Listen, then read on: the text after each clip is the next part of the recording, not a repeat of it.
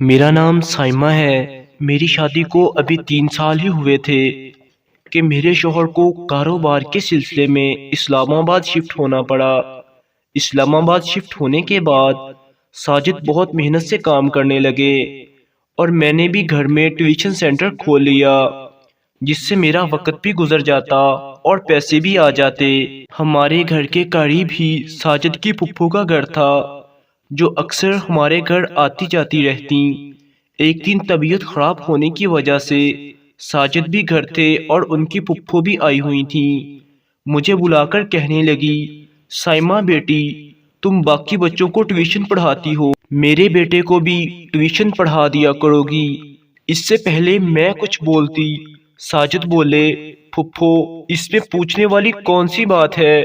اسد تو گھر کا ہی لڑکا ہے، آپ اسے بھیج دیا کریں، سائمہ اسے پوری توجہ سے پڑھا دیا کرے گی۔ کیوں سائمہ؟ ہاں کیوں نہیں، میں نے مسکراتے ہوئے جواب دیا۔ اگلے دن سے اسد بھی میرے پاس ٹیوشن آنے لگا۔ اسد 10ویں کلاس کا طالب علم تھا، شکل و صورت سے خوبصورت اور جوان تھا۔ شروع میں نے اسے باقی بچوں کی طرح ہی ڈیل کیا، لیکن آہستہ آہستہ میں اس سے گھر کے کام کروانے لگی اور یوں وہ میرے قریب آتا گیا۔ اکثر وہ رات کو ہمارے گھر ہی رک جاتا، کیونکہ ساجد رات کو دیر سے واپس آتے تھے اور میں گھر میں اکیلی ہوتی تھی، اس لیے میں اسے اپنے پاس روک لیتی تھی۔ ایک دن ساجد گھر آئے اور بولے، انہیں کام کے سلسلے میں لاہور جانا پڑے گا 3 دن کے لیے اور تمہیں ساتھ نہیں لے جا سکتا، اور اگر گھر کا کوئی کام وغیرہ ہو تو اسد سے کہہ دینا، وہ کر دے گا۔ اگلی صبح ساجد لاہور کے لیے روانہ ہو گئے۔ مجھے جب کوئی کام ہوتا تو میں اسد سے کہتی، وہ فوراً چلا آتا۔ کئی مرتبہ تو رات کو فون کیا کہ بازار سے فلاں چیز لا دو، وہ بائک پر جاتا اور لا دیتا۔ ایک رات مجھے بہت تیز درد ہونا شروع ہو گیا، درد کی وجہ سے میری آواز بھی نہیں نکل رہی تھی۔ میں نے پھپھو کو کال کی اور انہیں بتایا۔ پھپھو نے کہا، میں ابھی اسد کو بھیجتی ہوں، وہ تمہیں ڈاکٹر کے پاس لے جائے گا۔ کچھ دیر میں اسد پہنچ گیا اور مجھے سہارا دیتے ہوئے بائک پر بٹھا کر قریبی ڈاکٹر کے پاس لے گیا۔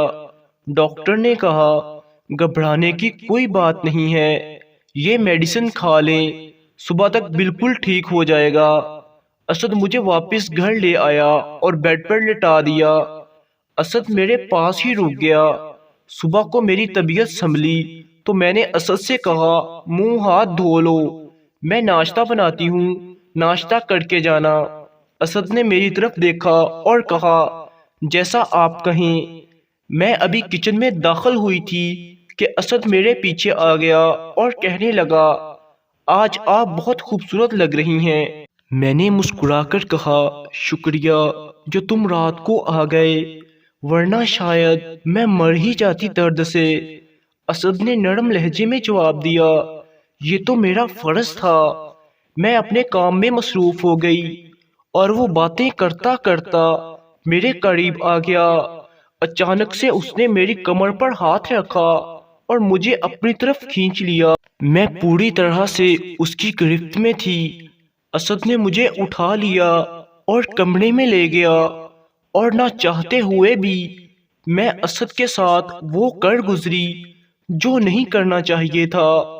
اگلے روز ساجد لاہور سے واپس آ گئے اور زندگی معمول کے مطابق گزرنے لگی، لیکن اسد اب ہمارے گھر نہیں آتا تھا، ٹیوشن بھی اس نے چھوڑ دیا تھا، اور جب کبھی آمنا سامنا ہو جائے وہ نظریں جھکا لیتا ہے۔